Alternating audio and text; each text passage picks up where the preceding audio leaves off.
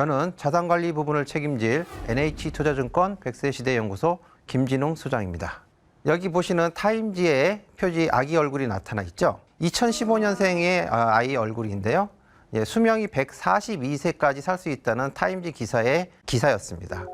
여기 보시는 것처럼 우리 과거 같은 경우에 저희 부모님 세대가 될 것 같은데요.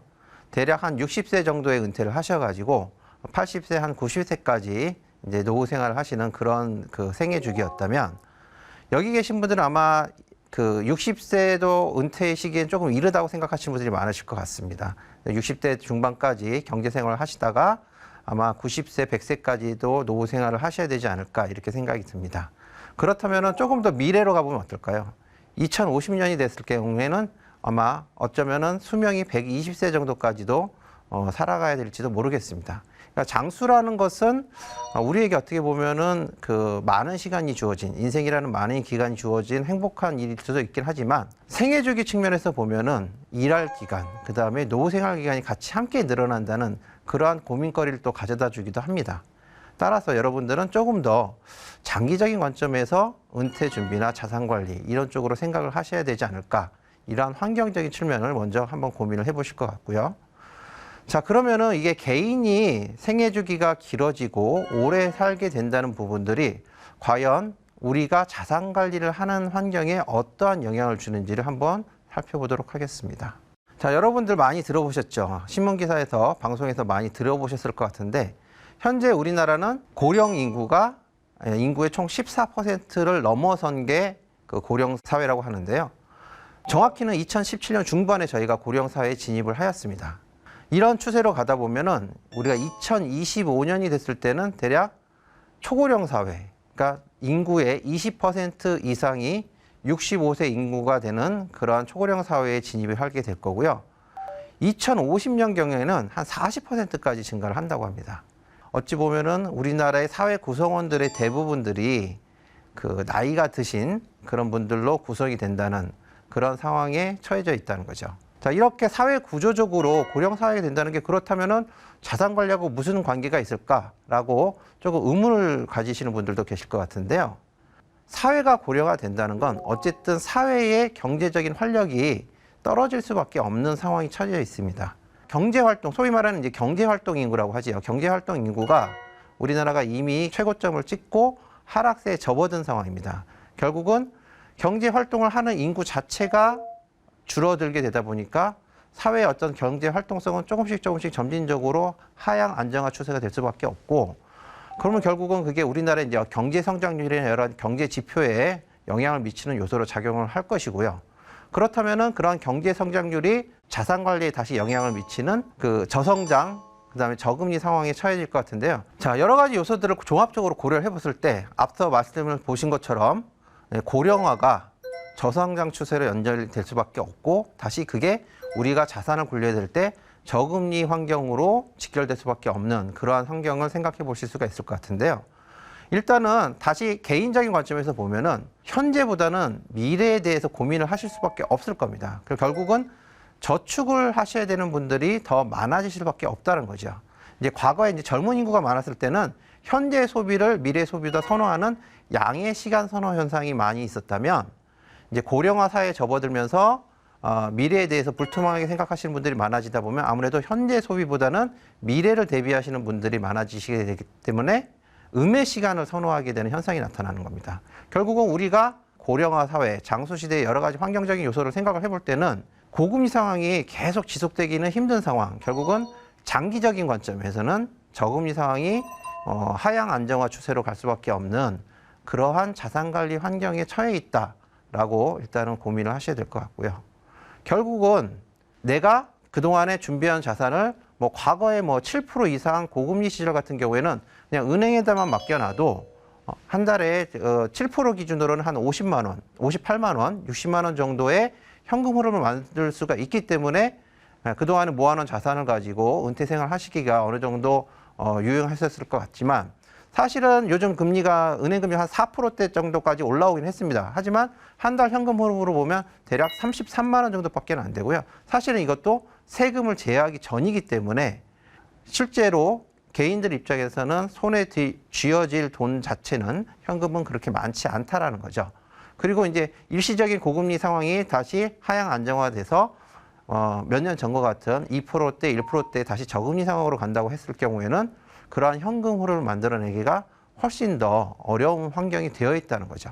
따라서 이러한 부분들을 장기적인 관점에서 미리 한번 고민을 해보시지 않고 그냥 그때그때 상황에 따라서 대처를 하다가는 안정된 자산 관리를 하기에는 쉽지 않은 환경이라는 것을 다시 한번 말씀드리고 싶습니다. 결국은 자산 관리적으로 노후생활 현금 흐름을 만들기가 어렵다 보니까 결국은 일을 지속할 수밖에 없다는 거죠. 하지만 은퇴 후라고 하더라도 결국은 또 다른 제2의 직장이라든가 현재 받고 있던 연봉보다 조금 더 낮은 그 수준의 일자리를 구해서 현금 흐름을 만드는 방법을 아무래도 현실적인 고민이 될 수밖에 없습니다. 그러다 보니까는 우리나라의 어쨌든 은퇴 환경 자체가 72세, 70세가 넘어서야 본인들이 은퇴를 하는 그런 상황이 처해져 있는 겁니다. 결국은 신체적 능력이 거의 다 될 때까지 경제 활동을 할 수밖에 없는 환경이라는 거죠. 근데 사실은 은퇴 후에 일을 한다는 건 여러 가지 긍정적인 부분들이 많이 있습니다. 왜냐하면은 사회적 관계를 유지한다든가 은퇴 후에 많이 주어지는 시간을 보내는 것도 은퇴 후에는 상당히 고민이 되는 부분이거든요. 근데 이걸 일이라는 부분을 통해서 나의 주어진 시간들을 활용하는 그런 시간의 그 관리 차원에서는 그 은퇴 후에도 일을 계속하는 게 굉장히 긍정적인 요소 부분들이 많은데 은퇴 후에도 일을 계속 하시는 분들에게 왜 일을 하냐고 여쭤봤을 때 생계 유지 때문에 어쩔 수 없이 일을 하시는 분들이 많다라는 거죠. 여러분들도 이미 직장 생활을 하고 계시기 때문에 다 알고 계실 거 아닙니까? 내가 경제적인 문제 때문에 이 직장에 얽매여 있다는 건 사실 심리적으로 굉장히 스트레스를 많이 받는 일이거든요. 자, 그러다 보니 이런 은퇴에 대한 인식들이 우리나라의 직장인들이 가진 인식 자체가 상당히 부정적으로 형성되어 있는 상황입니다. 저희 NH투자증권이 한차 활동을 하고 있는 30, 40대, 50대까지의 직장인들을 대상으로 설문조사를 작년에 한번 해봤는데요. 이제 은퇴라는 단어를 드리고 어떠한 이미지가 떠오르냐라고 이제 설문조사를 했을 때 우리나라의 직장인들은 대부분 재정적 불안, 건강 쇠퇴, 그 다음에 외로움, 이러한 부정적인 단어들을 먼저 떠오르시는 경우들이 많았습니다. 사실은 이제 미국 같은 경우에는 부정적인 단어보다는 자유, 스트레스가 없는 즐거움, 이런 은퇴에 대한 긍정적인 요소들이 어쨌든 조금이라도 우위를 저먹어 있었던 상황이 나타난 것과 비교해 봤을 때는 우리나라 직장인들은 어쩌면은 은퇴에 대해서 너무 많은 고민을 하고 그 다음에 너무 걱정을 또 많이 하고 있는 부분이 아닌가. 그리고 앞서 말씀드린 현실을 볼 때도 그런 부분들이 작용을 하다 보니까 아무래도 은퇴에 대한 그런 긍정적인 인식보다는 부정적인 생각이 먼저 드시는 게 아닌가. 여기 계신 분들은 이러한 부분들을 너무 걱정하시기보다는 이번 그 강의를 통해서 여러분들의 자산 관리나 은퇴 설계를 어떻게 해야 될지 잘 한번 계획을 세워보시면 여러분들이 가지신 그런 부정적인 단어들을 좀 더 긍정적인 단어로 바뀔 수 있는 기회가 되지 않을까 이렇게 생각을 해봅니다. 자, 그래서 은퇴를 준비하는 방법에는 크게 두 가지 측면이 있습니다. 먼저 은퇴 자산의 충분성, 은퇴를 하기에 충분한 자산이 뭐였는가. 그러니까 한마디로 지금 시점에 내가 자산이 얼마 정도를 가지고 있는가를 가지고 그런 충분성 여부를 판단하실 수가 있다는 거죠. 그 다음에 또 다른 측면은 은퇴 소득의 안정성입니다. 은퇴 후에 내가 인컴, 이제 인컴이란 건 결국 현금 흐름을 이제 그 영어로 표현한 게인데요. 그 인컴이 정기적으로 나오는가. 대표적인 게 뭐가 있을까요? 바로 연금이 있겠죠. 내가 그동안에 연금 자산을 준비를 해놔서 은퇴 후에 계속 지속적인 월급과 같은 연금이 계속 정기적으로 들어온다면 그 또한 내가 은퇴를 준비하는데 안정적으로 노후 생활을 할 수 있다는 준비가 되는 거겠죠. 그래서 잠깐 여기서 부자의 자산을 잠깐 살펴보도록 하겠습니다. 우리나라의 상위 1%의 순자산, 그러니까 총 자산에서 부채를 뺀 순자산은 대략 29억 원 정도로 조사가 되었습니다. 대략 우리나라 가구의 상위 1%, 우리나라 가구가 한 2천만 가구 정도 되는데요. 상위 1%면 20만 가구, 그러니까 20만 등 정도 되는 가구의 순자산이 29억 원 정도로 조사가 되었습니다. 조금 더 눈높이를 올려서 이제 상위 0.5%로 가보면 39억 원. 뭐 상위 1%가 크진 않죠. 이제 0.1%, 2만 등 정도 되는 가구는 대략 순자산이 77억 원 정도에 보유하고 있는 것으로 나타났습니다. 결국은 이러한 분들은 사실은 앞서 말씀드린 은퇴 자산의 충분성 측면에서 보면은 자산 자체가 충분하기 때문에 뭐 은퇴에 대한 고민을 그렇게 재무적인 고민을 많이 하시지 않으셔도 문제가 없을 것 같습니다. 이런 분들은 다만 이제 내가 시간을 어떻게 보낼 것인지, 나의 사회적 관계를 어떻게 계속 유지해 갈 것인지 이런 고민들을 조금 더 많이 하시겠죠. 자, 그래서 이제 부자의 자산을 잠깐 살펴봤는데요. 우리가 은퇴를 설계함에 있어서 노후 준비를 함에 있어서 중요하게 생각해야 되는 부분이 노후에 대한 소비를 얼마만큼 할 것인가. 이게 사실은 그런 노후 자산 관리나 은퇴 설계의 출발점이 될 것 같습니다. 왜냐하면 내가 은퇴 후에 월급이라는 그런 어떤 그 경제 활동을 통해서 버는 현금 흐름 외에 만약에 준비한 자산이나 연금을 가지고 노후 소비를 한다고 했을 때 과연 내가 얼마만큼을 소비할 수 있는가, 이걸 한번 체크를 먼저 해보셔야 내가 그런 부족한 부분이 얼마큼인지, 지금 얼마큼 여유가 있는지 판단을 하실 수가 있을 것 같은데요. 현재 같은 자본주의 사회에서는 소비 금액을 통해서 어느 정도 삶의 질과 연결될 수밖에 없는 구조입니다. 그렇다면은 노후 소비를 얼마큼 하느냐가 내 노후 상황의 삶의 질을 결정할 수 있는 요소라고 볼 수가 있을 것 같은데요. 중산층을 대상으로 부부 2인 기준의 노후 생활비를 어느 정도로 예상하느냐라고 질문을 드렸더니 대략 270만 원에서 280만 원 정도의 희망을 한다라고 노후 생활비를 답을 해주셨습니다. 그렇다면 이제 상위층 가구, 이제 소득 기준으로 상위 10분위 정도, 10% 안에 드는 분들을 대상으로 이제 조사를 해보면은요, 대략 380만 원에서 420만 원, 한 400만 원 안팎의 노후 생활비가 있으면 좋겠다라고 답변을 많이 하셨고요. 잠깐 보여드린 상위 1%의 부자들을 대상으로 그 노후 희망하는 노후 생활비를 여쭤보면 조금 그 범위가 넓어집니다. 적게는 500에서 많게는 800만 원까지 이렇게 답을 해주셨는데, 결국은 이제 소비가 어떻게 보면 본인들이 경제생 활동을 하는 기간 동안에 해오던 소비 패턴이 어느 정도 반영이 됐을 것이고, 그 다음에 그게 결국은 내가 희망하는 노후 생활비에 반영이 돼서 그 금액을 말씀을 해주셨던 걸로 추정을 해볼 수가 있습니다. 결국은 우리가 노후 자산을 준비하는데, 은퇴 준비를 하는 데 있어서 엄청나게 꼭 많은 자산을 쌓을 필요까지는 없다. 다만 내가 형성된 소비 패턴에 필요한 금액이 얼마인지를 정확하게 인지하는 게 어떻게 보면은 그 노후 자산 관리의 그 효율적인 노후 자산 관리의 포인트라고 말씀드릴 수가 있을 것 같습니다. 자, 그러면 이제 그 소비 금액을 기준을 가지고 이제 간단하게 일단 한번 추정을 좀 해보도록 하겠습니다. 그 추정을 하기에 앞서서 한 가지 간단한 법칙을 알려드릴 건데요. 그 4% 룰, 그러니까 4% 법칙이라고 표현을 할 수 있을 것 같은데요. 이 4% 법칙을 알고 계시면 본인이 과연 내가 가진 자산으로 얼마만큼 소비 생활을 할 수 있는지, 또는 반대로 내가 희망하는 소비 금액이 얼마인데 그러면 얼마만큼의 은퇴 자산을 모아야 되는지를 쉽게 판단하실 수가 있습니다. 자, 이 4% 룰은 미국의 재무설계사인 윌리엄 벤젠이라는 분이 근로나 사업을 통해서 소득을 더 이상 벌어들이지 않아도 자산만을 가지고 내가 노후 생활을 할 수 있을까, 이런 고민을 하면서 결론에 이른 것은 노후 자산을, 그러니까 가장 위험하다고 생각하는 미국 주식의 50%, 가장 안정적이라고 생각하는 미국 국채의 50%를 자산 배분을 하고, 그 5대5의 자산 배분 비중을 계속 운영하면서 나의 은퇴 자산을 운영한다고 일단 가정을 하고, 첫 해에 4%에 해당되는 금액, 예를 들면 10억 원 정도의 만약에 노후 자산을 준비를 했다면 그 10억 원에 4천만 원을 첫 해에 인출을 해서 1년 동안 생활비를 쓰고 나머지 자산은 계속 5대5의 비중으로 운영을 한다는 가정을 하셨던 겁니다. 그래서 이러한 가정을 했을 때에 최소한 어떠한 상황이 와도 33년간의 노후 생활이 가능하다라는 결론에 이르렀던 거죠. 이분이 조금 저희보다는 나이가 많으신 분이니까 아마 대략 수명을 100세까지 고민을 안 하셨을 것 같습니다. 다만 한 90세 정도면은 충분하지 않을까, 이렇게 생각을 하셨던 것 같고, 그럼 그 결론에 따르자면 60세에 은퇴를 해도 33년 동안 내가 5대5로 자산 운용을 하면서 노후 생활을 매년 4%씩 꺼내 써도 내 노후 자산은 바닥이 나지 않는다라는 결론에 이뤘던 거죠. 그럼 결국은 그 은퇴 자산은 나는 죽을 때까지 써도 크게 문제가 없다는 결론이 나오는 거 아닙니까?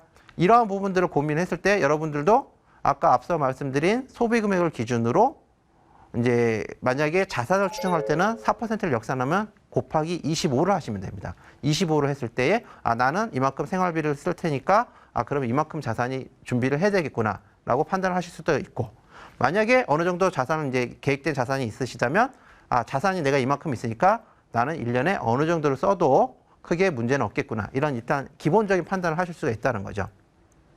윌리엄 벤젠이 이렇게 장기간 동안에 은퇴 자산, 노후 자산이 바닥나지 않다는 결론에 이른 가장 중요한 이유 중에 하나는 보통 이런 이제 말씀을 드렸을 때 사람들이 이제 생각하시는 부분에 주식 내가 은퇴를 했는데 주식이라는 너무 위험한 자산에 노출이 되면 자산이 너무 빨리 소진되지는 않을까? 이런 걱정들을 하고 계시는 부분들이 있는데요.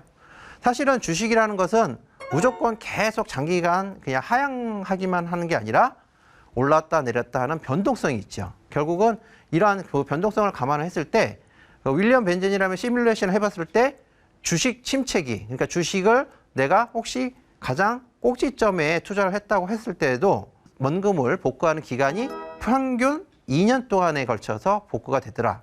그리고 미국의 가장 주식시장이 위험했던 기간이 대공황 기간인데요. 그게 최장기간으로도 5년이면 다시 원점으로 복구가 되더라라는 판단을 하신 거죠. 결국은 매년 자산 포트폴리오를 5대5로 계속 비중 조정을 하다 보면 본인이 자산은 계속 조금씩이라도 불어나면서 어느 정도 유지가 되는 부분들이 있기 때문에 4% 정도는 써도 30년 이상의 노후 자산을 쓰는 데는 문제는 없다라는 결론에 이뤘던 겁니다. 자, 그러면 이러한 결론을 바탕으로 한번 간략하게 은퇴 자산을 한번 추정을 해보도록 하겠습니다. 먼저 첫 번째, 여러분들이 많이 희망하고 계실 어떤 부자의 생활 기준으로 한번 판단을 해보겠습니다. 이제 앞서 잠깐 부자의 소비 금액을 적게는 500에서 한 달에 800만 원까지 이제 사용을 하고 싶다라고 답변을 하셨다고 그랬잖아요. 그러면 이제 800만 원을 일단은 잡고 가장 큰 금액을 잡고 그것을 곱하기 12를 하면은 9,600만 원인데 계산을 단순화하기 위해서 1억 원으로 판단을 해보겠습니다. 그럼 부자들은 1년에 1억 원씩을 쓴다라고 가정을 했을 때 이제 4%를 25배 법칙을 적용을 하면 1억 원을 4%로 내면 대략 25억 원의 노후 자산이 필요하다는 계산이 나옵니다. 만약에 이 방송을 보시는 분들이 혹시 25억 원의 자산이 있다면 여러분들은 부자의 생활을 누리셔도 크게 문제가 없는 경제적 상황이다라고 판단하실 수가 있는 거죠. 자, 이제 부자는 조금 무리니까 그 다음 단계인 상위층 생활비를 한번 판단을 해보겠습니다. 상위층 생활비로 보면 아까 이제 400만 원 안팎인데 곱하기 11 하면 4,800만 원이죠. 그러면 이제 또 계산을 좀 단순화해서 5천만 원을 잡아보도록 하겠습니다. 그럼 5천만 원 기준으로는 절반이 12억 5천만 원으로 줄어들게 됩니다. 이제 중산층 생활비까지 조금 낮아보도록 하면 중산층은 아까 270에서 280만 원 정도를 희망하셨는데요. 조금 여유 있게 잡아서 300만 원을 가정을 해보도록 하겠습니다. 그럼 300만 원은 3,600만 원, 연간 3,600만 원, 4천만 원이 조금 오히려 안 되죠. 중산층 기준으로는. 그러면은 연 3,600만 원을 4%로 계산을 해보면 대략 9억 원 정도. 사실은 이제 은퇴 시점 즈음에 내가 노후 자산으로 조달할 수 있는 금액이 9억 원 정도가 준비되어 있다면 여러분들은 사실은 은퇴를 하면 크게 걱정을 하지 않으셔도 되는 상황이다. 소위 말해서 은퇴 차원에서는 경제적인 자유를 달성한 상황이다라고 말씀을 드릴 수가 있을 것 같습니다. 다만 여기서 중요한 것은 집은 약간 별도로 생각을 하셔야 됩니다. 집을 물론 포함시킬 수도 있고 빼고 생각하실 수도 있는데요.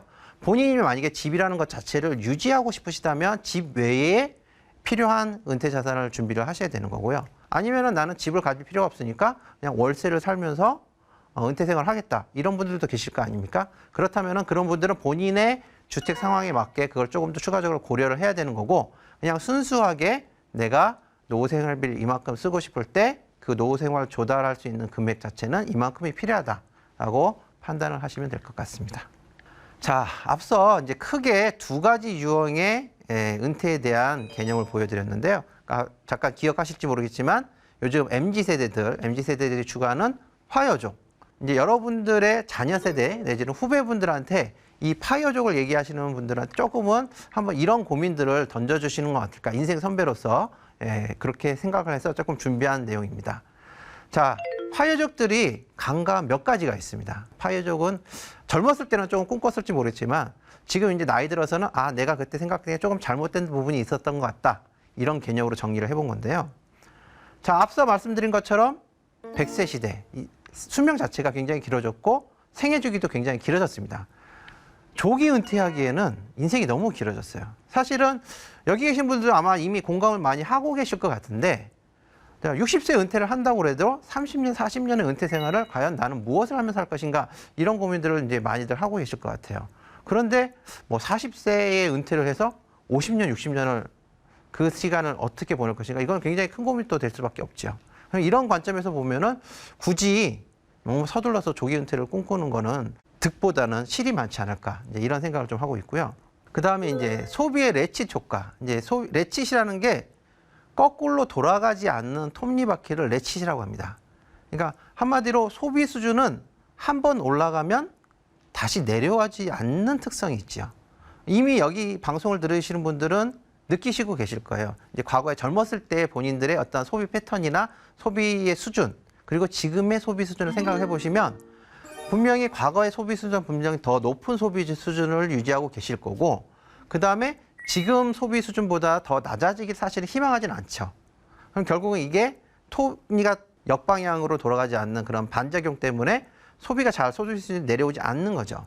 근데 조기 은퇴, 젊은 시절에 그 쌓아놓은 소비 수준을 은퇴를 해버리고 나중에 시간이 지나서 자기가 비슷한 또래의 어떤 소비 수준을 봤을 때는 상대적으로 어떻게 보면은 소비 수준에서 삶의 질 측면에서 그 조금은 아쉽거나 부족한 부분들을 많이 느낄 수가 있기 때문에 조기 은퇴를 하기보다는 나이가 들어가면서 자연스럽게 경제적 영역을 조금씩 향상시키고 그 다음에 장기적인 관점에서 은퇴 시점쯤에 본인이 원하는 소비 수준을 이룰 수 있도록 그러한 목표 하에 자산 관리를 하는 게 조금 더 바람직하다고 개인적으로는 제가 생각을 하고 있습니다.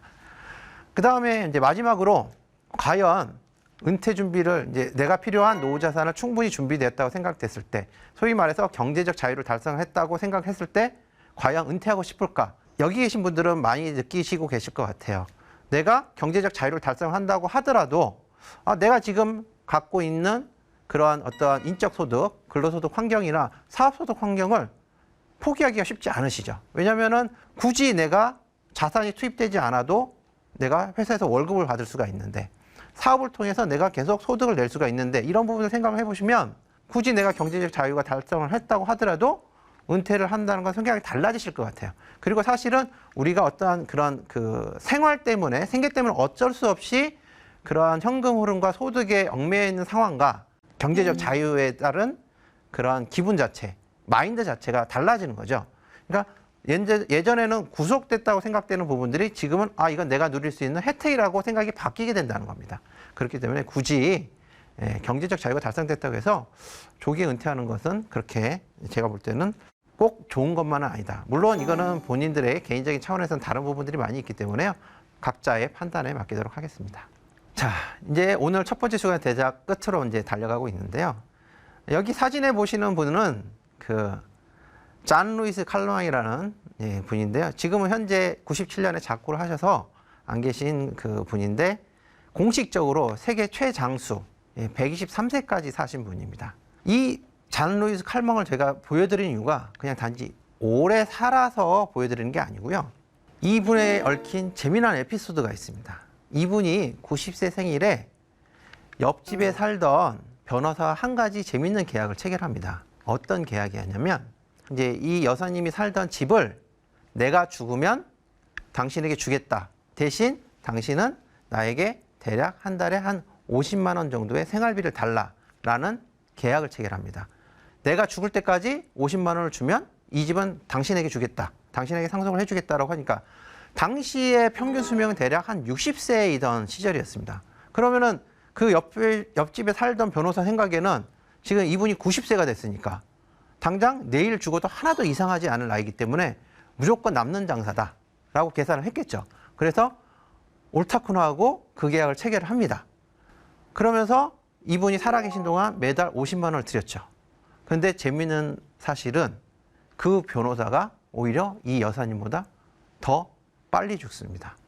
결국은 남은 가족분들이 이 여사님이 돌아가실 때까지 계속 현금을 지급했다는 그러한 사례가 있습니다. 여기서 제가 강조하고 싶은 부분은 무엇이냐면요. 물론 장수를 내가 할지 안 할지는 사실은 모릅니다. 그리고 대부분의 은퇴 설계를 했을 때 평균 수명이 80세니까 한 80세까지 준비를 하면 되겠지, 이렇게 판단들을 많이 하시는데, 사실은 평균의 함정에 빠지면 안 된다는 부분을 말씀드리고 싶어서 제가 이 에피소드를 말씀을 드리는 겁니다. 결국 여러분들도 사실은 평균 수명보다 얼마든지 더 살 가능성은 있기 때문에 그 부분에 대한 고민을 하면서 장기적인 관점에서 자산 관리와 은퇴 설계를 준비해야 그 대응이 되는 거지, 너무 평균에 맞춰서 대응을 하시다 보면 그 상황이 됐을 때 어떤 문제가 생길지 모른다. 그런 부분을 고려하면은 여러분들은 조금 더 장기적인 관점으로 평균을 너무 평균에 고정을 시키는 은퇴 설계보다는 어떠한 상황이 생길지 모르는 그러한 관점에서 접근을 하시는 게 좋겠다라는 차원에서 말씀을 드렸습니다. 네, 오늘 강의는 일단 이걸로 정리를 하겠고요. 이제 다음 시간에는 자산 관리와 은퇴 설계를 어떻게 해야 되는지 조금 더 구체적인 이야기를 나눠보도록 하겠습니다. 감사합니다.